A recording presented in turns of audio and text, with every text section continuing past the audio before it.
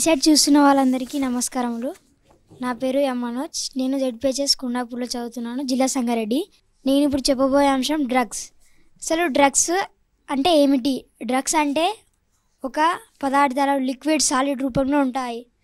అది మనకు స్టూడెంట్స్ వరకు ఎందుకు వచ్చింది తెలియాల్సిన అవసరం ఎందుకుంది స్టూడెంట్స్ వరకు. మరియు డ్రగ్స్ అనేటివి యువతకు ఎంతో హాని కలిగిస్తున్నాయి. యువత డ్రగ్స్ పైన పడి, అంటే ఇప్పుడు డ్రగ్స్ చాక్లెట్ల రూపంలో, సిగరెట్ల రూపంలో చాలా విధాలుగా వాడుతున్నారు.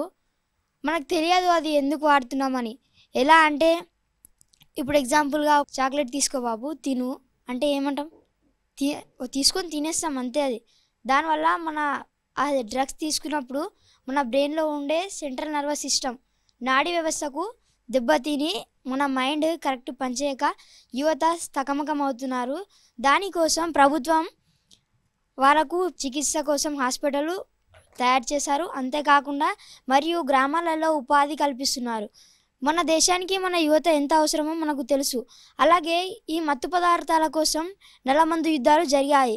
అది చైనా ఇంగ్లాండ్ మధ్యలో ఫస్ట్ వార్ 1839-42 మధ్యలో జరిగాయి.